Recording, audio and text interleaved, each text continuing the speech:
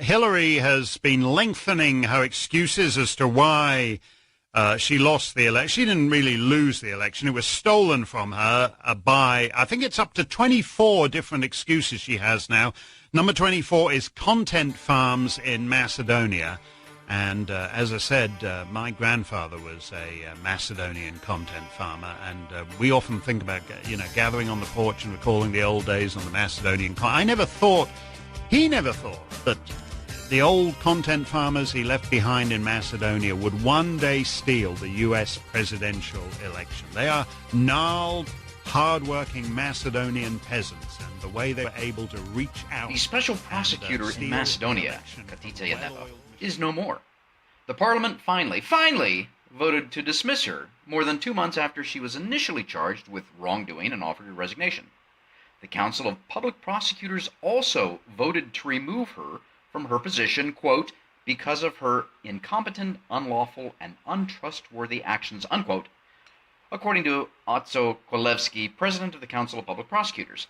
This also means, according to Kolevsky, that the mandates of the other prosecutors are also terminated. In related news, Boki 13 has had his arrest extended for a second time and now for another month. How long can he stand being in prison? Will he sing like a jailbird? Will the scandal ever be thoroughly investigated, and will the government fall? And yet, in other news, Bulgarian historians who met recently with their Macedonian counterparts in Sofia in an attempt to force the Macedonians to admit that, among other things, Goce Delcev was, quote, Bulgarian, unquote, announced that no progress was made. Will another meeting be held? Will Bulgaria block Macedonia from the opening of accession talks with the European Union next month because the Macedonians are refusing to admit being, quote-unquote, Bulgarians? We'll discuss all of this and more in this episode of the Macedonian Content Farmers Podcast. I'm Jason Miko, coming to you from the foot of the Catalina Mountains in Oro Valley, Arizona. And this is Cvetin calling in from Skopje, Republic of Macedonia. Hey man, how you doing, Cvetin? Doing fine. A bit tired, but hanging in there. Well, I'll tell you, there's just, I was going back, looking at the news of this week and what's going on and trying to come up with some topics, and there is just so much. It's like we talked about drinking out of the proverbial fire hose. You can't do it. Or drinking out of the hose of the fire hydrant. That's it. I'm mixing my metaphors here. There's just so much going on you can. But we do know that Katica Janeva, who is in detention, in prison, is no longer the quote-unquote special public prosecutor. She has had her mandate removed by Parliament, by the Council on Public Prosecutors. And as I mentioned there in the monologue, that means all the other mandates of all the other prosecutors within the Special Prosecutor's Office have also been terminated, correct? Yeah, I mean, they had the option of electing a new prosecutor and who would have continued operating the institution, but SDSM and Vemera couldn't obviously agree on a person. They spent last week negotiating on this and had a meeting between the leaders, Mickovsky and Zaev, but they couldn't come up with a new name. So basically the institution is now, the chief prosecutor is out, and technically the institution can survive for, I think, another year. They have a longer mandate than the chief prosecutor, but they can't do anything, including have deputy prosecutors once the chief prosecutor is gone. It was set up deliberately. It was set up as a strictly hierarchical institution, so they wouldn't be able to do much except for, keep the lights on, and that would be it. So essentially they're being, the wheels are coming off. Right, but then all of the cases that belong to the special prosecutor have been transferred over to the, I guess whatever you call them, the regular prosecutor. Is that correct as well? Well, yeah, this is what Katica did, clearly in coordination with Zaev. While in prison, she sent twice letters ordering her prosecutors to give all their files to the other Republičko javno obviniteljstvo. We call it OJO or PPO, I suppose, in English, which is now also controlled by lackeys of Zoran Zaev. When Janeva was being appointed, the big, Zaev and the left and the diplomats in Skopje, they all insisted that all important cases are taken from OJO, from the main prosecutorial service, and given to Katica. In the meantime, Zaev appointed his own loyal prosecutors into the OYO, so basically he no longer has any problems with this institution. It's now subverted to his orders, to his whim. It was used extensively to blackmail members of parliament over the name change. So Katica had like 3 of the 9 under... No, sorry. Katica had 1, 2, 3... about 4 of them under her thumb. But it was not enough to deliver for Zaev all the votes he needed to rename Macedonia. So they had to rely on this bigger institution, on OYO, which blackmailed 3 of them, 3 additional members of parliament, with the case over the incident in the parliament on April 27th, 2017. So basically, they made a tag team between Katica Janeva and Vilma Ruskovska in OYO. And now that Katica is in prison, she sent an order that this other institution takes over her files, which is hugely illegal. I mean, the prosecutor is in prison precisely for abusing the work of her institution.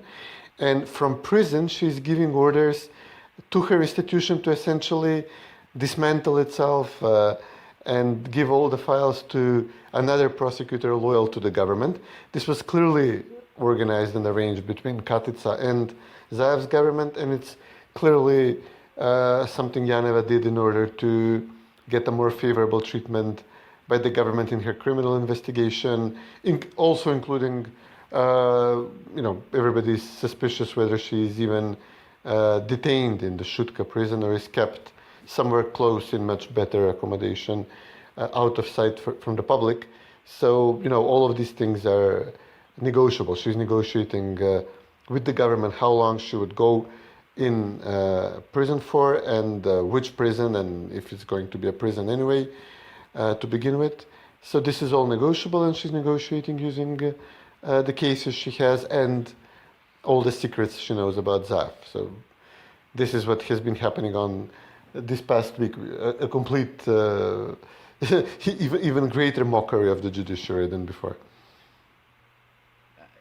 Absolutely, and yet it seems that the core of the case, so it goes back to, Boki 13 and his accomplices trying to extort money from the high-profile case that we all know about is the businessman Orce Kamchev.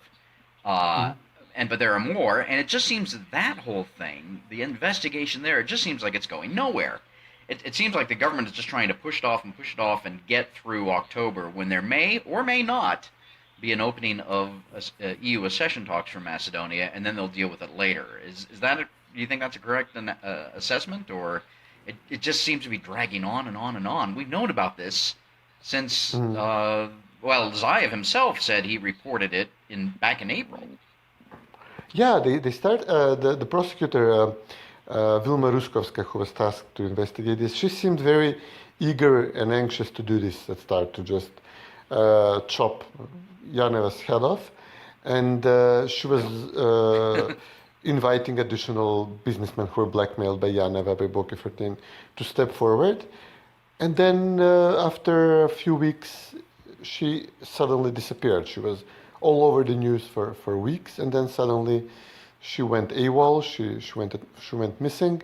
As soon as the investigation started getting closer to people from Zaev's government, to Zaev and Shekarinska themselves. And since then it has all been, we have seen are attempts to drag out the investigation and to avoid putting any more people in prison. Janeva, of course, had to be arrested because she was at the core of the entire scandal. Ruskovska dragged it out as long as she could, but it couldn't go on forever. But since then, nothing has been happening, and this is Vamara insisted on appointing a new special prosecutor, like a completely new institution, nominated by the opposition, the head prosecutor. Specifically to investigate this scandal, because they say we cannot trust Vilma Ruskovska, who is completely loyal to Zoran Zaev. She was literally blackmailing Vamara Dapamene members of parliament to get Zaev to the necessary votes in parliament to rename the country. So we cannot expect this person to investigate Zaev objectively. She's obviously going to cover up for him after she was so instrumental in such an important manipulation with the judiciary on Zaev's part. This was the case where members of parliament were detained and then tactically released from detention as soon as they would break and agree to vote to change the name. So the courts and the prosecutors were all in on this. Vamara says we need an actual independent prosecutor to investigate Zaev's part in the racketeering scandal, and Zaev refused to allow this adamantly because he knew, and he apparently even told Vamara representatives during the meeting earlier this week that, if I allow you to have a prosecutor, you're going to bury me in charges about over the racketeering scandal. And it was like, duh, of course. Yeah. I mean, just you have bags of money being driven across Skopje, apparently into the government. We have people, you have dozens of photographs with extorting millions from businessmen. Of course you were involved, and of course you're going to be investigated. And eventually Zaev decided that it's too much of a risk. He refused to allow the creation of this new institution and went on this exceptionally convoluted and highly criminal move in which this detained prosecutor is giving orders to her team to stand down, give up all their cases, in direct violation to everything the European Union demanded Macedonia to do to set up a new prosecutor and ensure that there is a continued incredible investigation into wiretapping, into the racketeering scandal. So Zaev is abandoning all the requests from abroad and from the internationals just to save his own skin. Yes, and you mentioned the word convoluted there, and it seems like what they're trying to do is, the government of Zoran Zaev is trying to do is create doubt. They're trying to slow this whole investigation down through death by 1,000 details, and just muddy the waters. And again, trying to get through to that date in October where Macedonia may or may not receive an invitation to open accession talks. And of course, as you mentioned, that they're basically ignoring everything that the EU said that needs to be accomplished by that date. And we don't know. I know that Foreign Minister Dimitrov was in Germany pleading with the Germans to agree to open up the accession talks, and that the Bundestag probably will, from everything that I'm reading, agree with that. But Angela Merkel is mortally wounded. We know that. And she doesn't even really call all the shots in Germany now because of internal politics and things of that nature. We also know that Emmanuel Macron, the president of France, really wants to be the kingmaker in Europe. And he wants France to be the heavyweight, which of course is interesting because the French are nothing but a group of cheese-eating surrender monkeys. And I just don't see how that's going to happen. And France and the Netherlands and maybe one or two others, of course, are very hesitant to open up accession talks with Macedonia. They've already said as much with Albania. Greece has also said no to Albania. Of course, this then brings in Edi Rama, who is going to threaten a temper tantrum, meaning he wants to create Greater Albania because he wants Macedonia to be coupled with Albania in the opening of those talks. And then we throw into the whole mix what we talked about in the opening monologue there, Bulgaria. And it seems like because the Bulgarians can't get the Macedonians to agree that Goce Delcev was quote-unquote Bulgarian, the Bulgarians then might, exercise their quote-unquote right to block the opening of accession talks with Macedonia next month as well. So it's all a great big cluster. And, I don't know what's going to happen. And then, of course, we throw in Brexit and everything that's going on there. And I don't know. What? Give me your best shot. Give me your best guess. Well, I suppose yeah, the Germans are going to approve this, I'm pretty sure. But, the French were very adamant that this is not going to go ahead. They're already in their minds, any future enlargement of the European Union is all a British perfidious plot. And to a large extent it is. I mean, the Brits were very open about the need to have more and more countries in the EU, but have them have the EU watered down and kept at the level of a trade union, not a political union. Smart approach. I agree with this, but not I resent playing the role of a of a country used to water down the union. But still, the French have every argument necessary to block us. I mean, the person who was supposed to bring and ensure rule of law and respect for the for the laws and to ensure that we fight crime in the government. This person now turned out to be hideously corrupt, like a local sheriff level corruption, but Balkan Ottoman style sheriff. So it's the French have all the arguments they would need. Also, the Bulgarians. I mean, we're obviously not going to get to what they wanted on the part of the Commission, the concession on Goce Delcev, but they have the President Pendarovsky. He made some comments in this regard about Goce Delcev, which the Bulgarians were happy with. So they might accept this as interim measure. What did Pendarovsky say? I must have missed that. He said that there are letters in which Goce acknowledged that he is Bulgarian while he was studying in Bulgaria in the military academy in Sofia.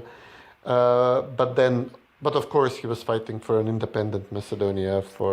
He had a strong Macedonian political identity. So he's trying to come up with some face-saving formulation to help, to give the Bulgarians what they want, but also, don't appear that he's giving up the entire house. It's all unseemly and despicable and it is completely annoying. Gruevski wrote a lengthy explainer to the Bulgarians, telling them how stupid this is what they're doing and how counterproductive it's going to be in the end. But it's a domestic political issue for them now. They have at this point two evenly matched parties, and the advantage for the government believes that it will gain advantage if it is seen as ordering Macedonia around and raking in this type of concessions, no matter that it is souring Macedonians toward Bulgaria. But they'll get somebody on the Macedonian side like Pendarovsky prostrating himself before the Bulgarian delegation, and they'll say, well, this is a win, and they're going to use it politically, domestically, and this is all they care about, nothing more. So they might probably approve our accession talks, but France and the Netherlands are the big issue here, because seriously, we're going to be the way things stand right now, we're going to be a hideously corrupt member of the European Union if things continue the way they're going. Well, yeah, I think I'm going to go out on a limb here and make a prediction. I think that the EU will figure out a way to say no to both Macedonia and Albania next month without saying no, if that makes any sense. So they're going to use linguistic gymnastics, as they always do, and basically agree to open them up in such a way that it's not then but later, etc. Now, from the standpoint of, and I see that the leader of the opposition, Miskowski, was in Brussels recently. I think it was Brussels, with some members of his team, saying that they're actively lobbying for Macedonia to be given an opening for those accession talks, and I get that on one level. On another level, as you and I have discussed many times and have written, etc., we're not really big fans of the European Union itself, because, as our friend Daniel Hannan from the United Kingdom and a member of the European Parliament says, he just wrote in the Telegraph yesterday, I believe, that the European Union is fundamentally an anti-democratic institution. It sucks away power from the individual nation states, and it just continues to grow, pooled sovereignty, more Europe, ever closer union, whatever phrase you want to use. And I don't think that that's a good thing for Macedonia, or frankly any country in Europe. But I get why that the opposition party, Government of Zoran Zaev, has to say that we want Macedonia to begin those accession talks and to eventually enter into the happy land of hallelujahs and hosannas of the European Union, etc., etc. But anyway, that's another subject for another time. I want to go back to the scandal, and I mentioned Miskolski there, and he threatened this week, I think, to reveal some more names. I think Branko Geroski, the journalist, is also who launched this whole thing really earlier this in the summer, has got more names to reveal. Laris Geiser from La Verità, the Italian newspaper, has more names and details revealed. So there's a lot out there that hasn't been revealed, and I don't know if any of that's ever going to see the light of day or not. What say you? Well, I'm sure there is a lot of negotiation going on with the documents, with the additional recordings, and the GPS tracker of the money. I mean, Orca, just like Katica Janeva is negotiating with her end of the bargain, she can, send these letters and try to give the cases which target Zoran officials, Gruevski and people around him directly. This is the political extortion part of her scandal, which preceded the financial extortions. So she's giving all of this to Zaev through a different prosecutor, so he can carry on blackmailing Zoran and pressuring the opposition. Just like she's playing these games to save herself. So is, I suppose, Orca Kamchev, who has apparently recordings of Janeva's from Janeva's house, presumably discussing things with politicians. Remember the episode with the very likely wiretapped couch she got from from Orca Kamchev's company. So he's got this stuff. He's got the pricey Louis Vuitton bag full of money he gave to Boki 13, apparently equipped with a GPS tracker. So he's definitely got more of this stuff, and he's going to publish them as he sees fit. Mickovsky now revealed that in case the prosecution goes completely sidetracked and visibly stops short of going after SDSM party officials who were involved in the racketeering, Mickovsky said that I have the original testimony. So I suppose what Orca Kamchev testified before the prosecutors, what other defendants, maybe Boki 13 or Zoran Milevsky or Katica even testified before prosecutor Ruskovska. Mickovsky said that he has these testimonies given to him from a source, a whistleblower within the prosecutor's office, and that these contain direct names of SDSM party officials who were involved in the scandal. So this is not evidence. It's not a recording of Zaev, but it's a recording of somebody saying that Zaev knew about it, gave instructions, ordered this or that, took some of the money. He did not specify in what capacity were SDSM officials mentioned, but he has a document, which is a sworn testimony given before Ruskovska, the prosecutor, naming SDSM officials, and he said he's going to start publishing them. So yeah, there is still a lot of material available here, which could be put in play, and the people who are involved in the scandal are so colorful and ridiculous looking and bizarre. So this has legs to go on for a while. I mean, the scandal. It can easily go until elections in December, if you have elections at the latest possible date. December 2020. We should just make clear. Yeah.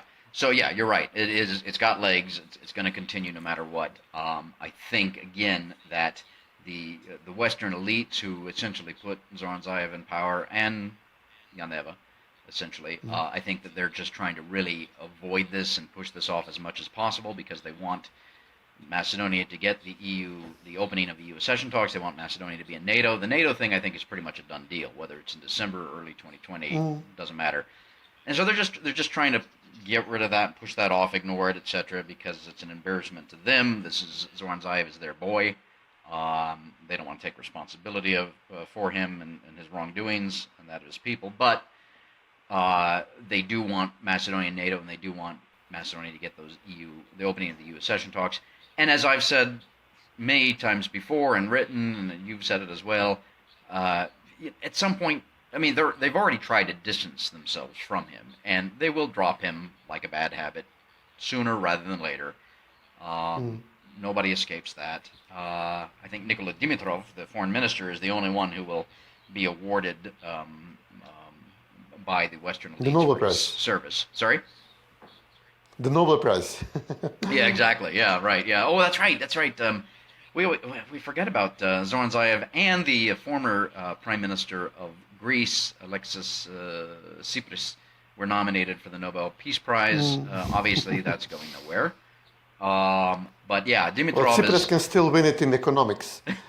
He really messed up the economy of Greece. No, I think the prize in economics is given to economists that actually come up with a new theory or prove something.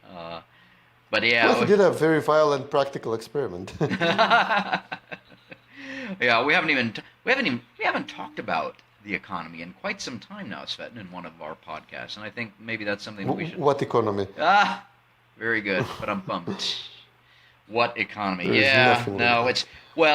actually that brings up something that I had here in my notes. A quote from Nikola Dimitrov, the foreign minister. He said, I'm going to quote this quote: "The process of getting ready for the EU membership is important. The biggest battle for us is keeping youngsters at home.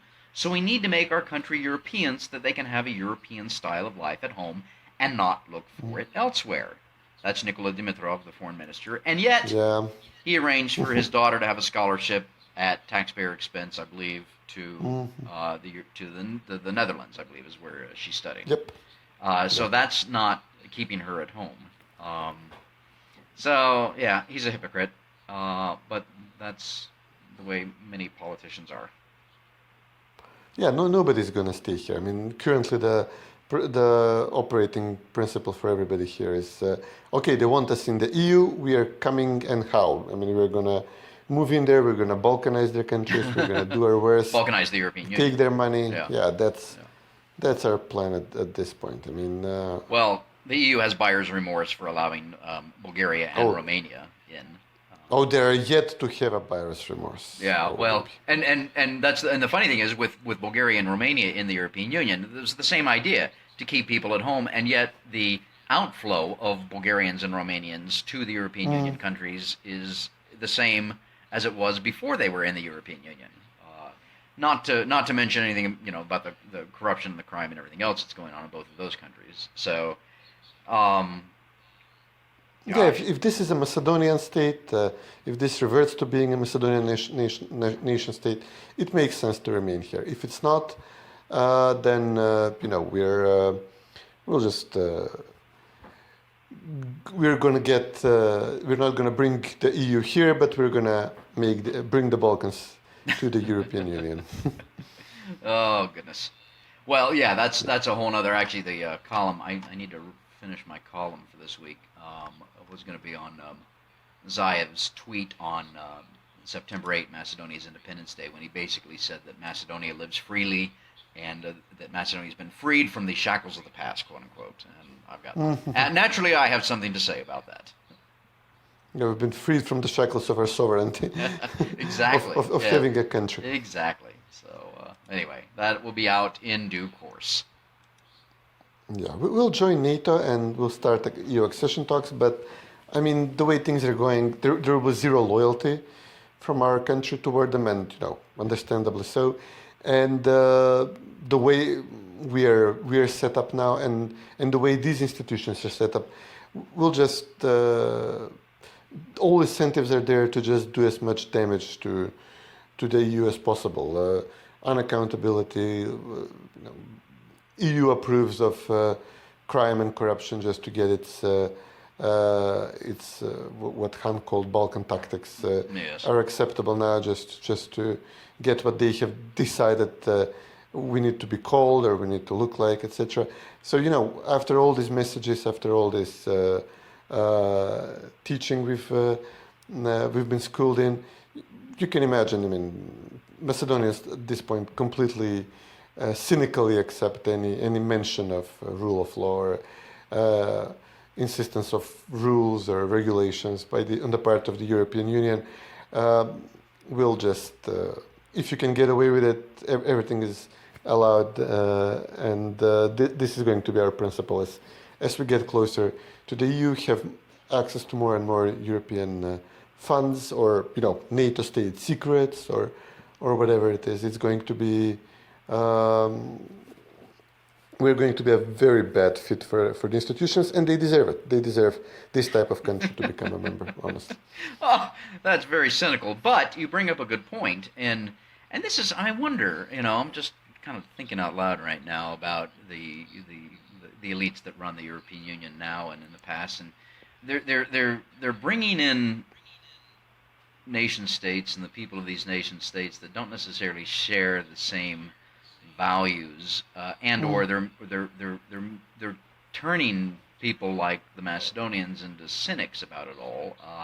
Certainly with the United Kingdom and the elites within the United Kingdom and in the European Union that are conspiring to keep the United Kingdom in the EU, despite the fact that the citizens of the United Kingdom voted to leave the EU. That's creating bitterness and resentment and cynicism amongst the Leave group towards their own elite in the UK and towards the European Union. Why would you want to have a large group of people that resent you and despise you and detest you in your club? That, because of, to your point, Cvetin, the damage that can and likely will be done. It just doesn't make a lot of sense to me. Yeah, at this point, I kind of prefer if the UK remained inside and is this angry and bitter and country which blocks everything and lashes out at any proposal. Or Italy. I mean, the people voted clearly for an end to migration, and now they're being denied their vote. They're even being denied an election now that the polls are showing that they would all go support the anti-immigration, sovereignist option in Italy. This is becoming a pattern. Right. This is no longer a one-off, and these are no longer small countries like, let's stick it to the Greeks, they're bankrupt anyway, let's tell them who's going to run their country. These are Italy and the United Kingdom. And I mean, this is going to end horribly. And hopefully, once we actually start approaching the Union or join, I mean, I'm sure by then we'll have done away with these sorry lot the EU and the US installed in Macedonia, and we'll definitely join the sovereignist number of countries, in our case, obviously led by Hungary, which is the spokesperson for the sovereignist movements. Will definitely be a Visegrad member as soon as we join the European Union, and this is why the French, some in Germany, the Dutch are worried about us, because they realize that more and more Eastern European countries join, the more and more Visegrad members future Visegrad members are coming, and it's going to be our union to a much higher degree than it's theirs. Yeah, and of course this isn't even taking into account the fact that, of course, Serbia and Montenegro have opened up X number of chapters within their EU accession talks, but still it's going to be another at least 2025 before they could join. Even if Macedonia and or Albania were to open accession talks next month, it would be another 10 years, a decade. A decade's a long time. So much can happen. I mean, SMOD, the sweet meteor of death, could wipe us all out between now and then. It wouldn't really matter. So it's just, in a way, it's frustrating. I understand your point about wanting to keep the UK in. I do hope that they do depart on their own terms. and soon.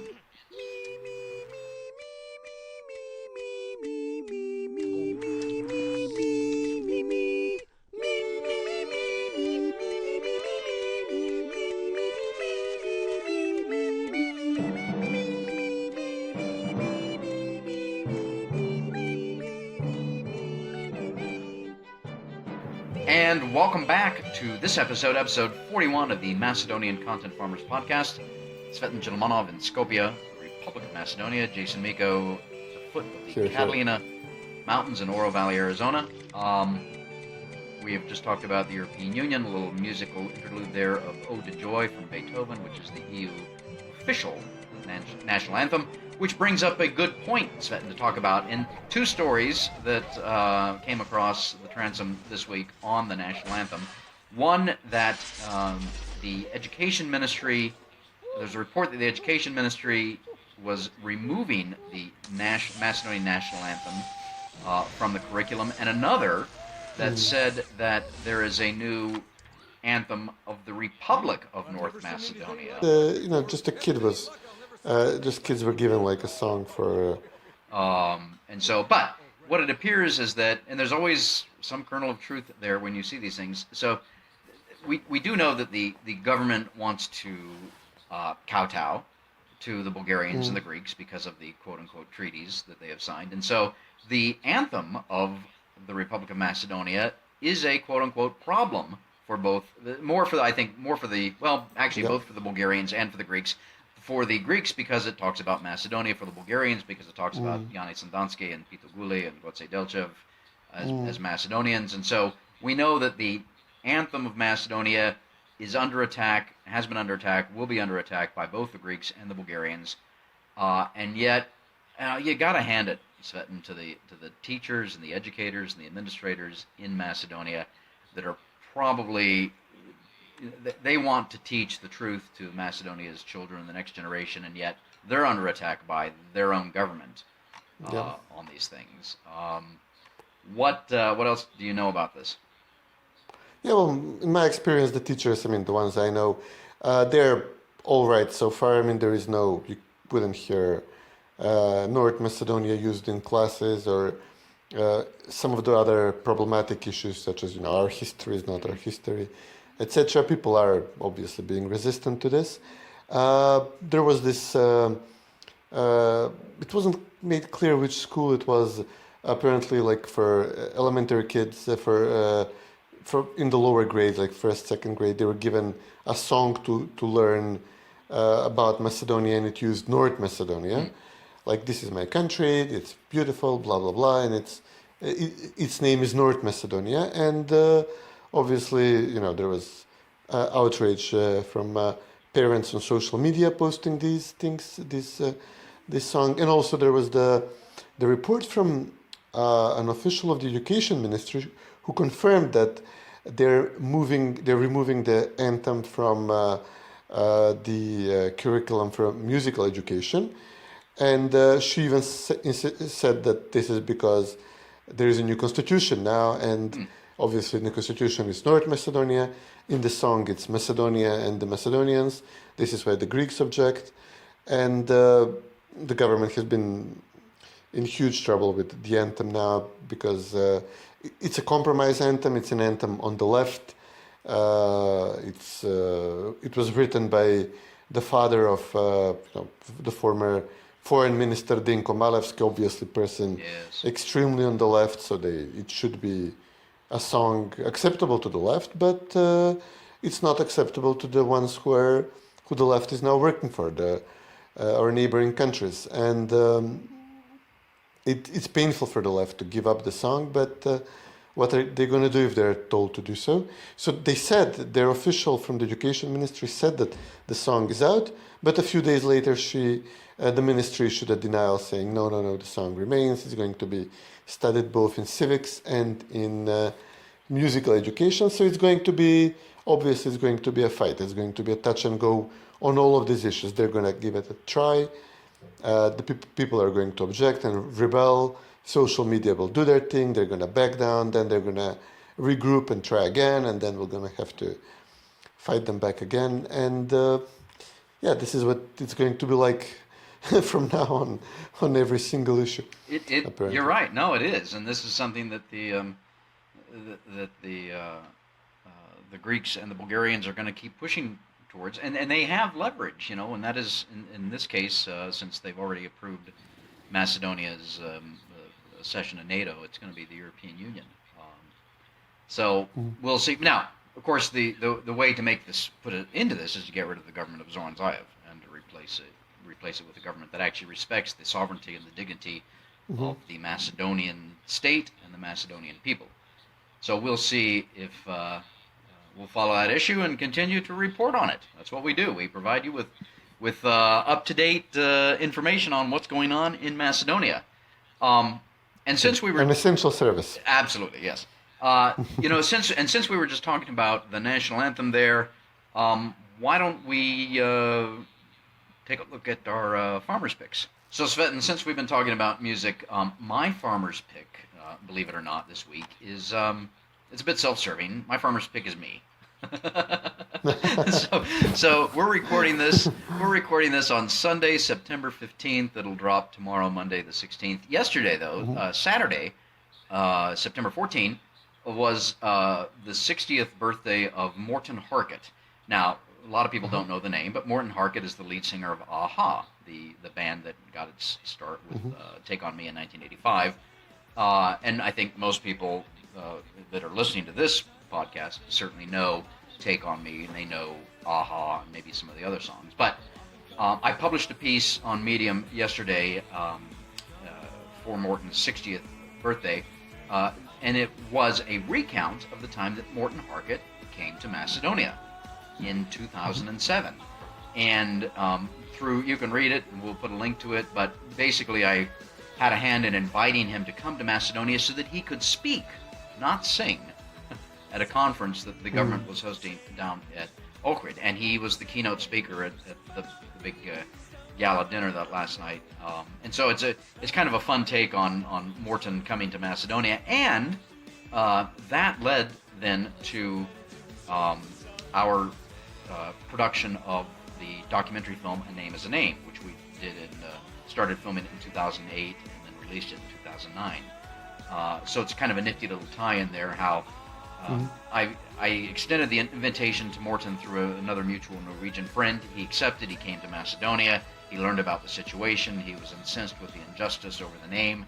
And that there then led to the creation of this documentary film, which we've taken all over the world, that talks about the Macedonia and the Macedonians and puts a spotlight on the issue, as Cvetin Jason, who came with Morten that weekend in 2007. So anyway, that's my farmer's pick. It's actually, the title is Morten Harket Sings a New Song, because he was doing a new album back then. And we'll put a link to that in the show notes. That's my farmer's pick. Cvetin, what is your farmer's pick? Well, I don't really have a farmer's pick as such, but more like a situational observation, which is what we're here for. One of the major experiments, I mean, we're not only experimenting with abandoning sovereignty, history, the name, culture, redoing all at once.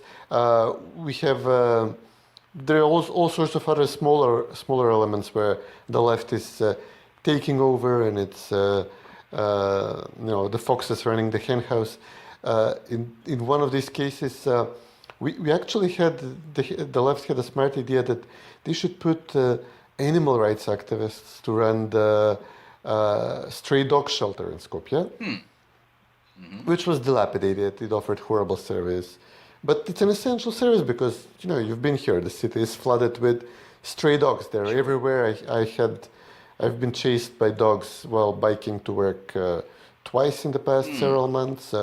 I've literally saved a little girl from in the park like half a year ago. Or basically, wherever you turn, and there are people who are literally scared from walking in certain parts of the city. And I'm talking the downtown, the main square. I had a person beg me to go buy cigarettes for her because she's afraid to go outside my own building. It's ridiculous. I mean, And there are no easy and good solutions, but one of them is, part of the solution is definitely having this shelter. But now that the city authorities have appointed this animal welfare group to run the institution, the first thing they did is essentially they shut it down. Oh. So now they're no longer accepting dogs, even in situations when we're talking about violent dogs which have attacked somebody. There is nowhere to put them and, put them away essentially. And anecdotally, the situation has really gotten worse. And, then there is the flip side. People are reacting, I suppose, either people who have been attacked, had children attacked, or, people who are just unhinged, which we also have no shortage of. So the customary way of doing away with stray dogs once an attack happens, in the absence of an institution, is to just poison them. So people walk around and throw pieces of meat with poison pills inside, and then just like they poison like 10 dogs in a neighborhood, including often some dog which has owners, which is being walked on a leash, and obviously sees a piece of meat, it's not gonna leave it lying there. Right. And yesterday evening it was especially horrible. Some person apparently took an axe and killed 2 dogs in Aerodrome, in one of the most urban parts of the city. So, this is things are really deteriorating in this department, which is a basic quality of life issue, and it's what you get obviously when institutions don't function, or if you give them to people who have no interest in having the institutions function, or are just unhinged ideologues. Wow. They maybe mean well, but the result is far from workable. Well, on that disappointing note, I think we come to Skopje, visit Macedonia. Yeah, it doesn't really bring up a bear doesn't spray. really lend itself to a tourism slogan. bring your pepper spray. Yeah. Well, and on that disappointing note, I think it's time to end this episode of the Macedonian Content Farmers Podcast. We will look forward to talking next week, and I'm sure there will be plenty of news to report between now and then. Survivors gather same place next week. Good talking to you, Cvetin. You too, buddy. Take care. You too.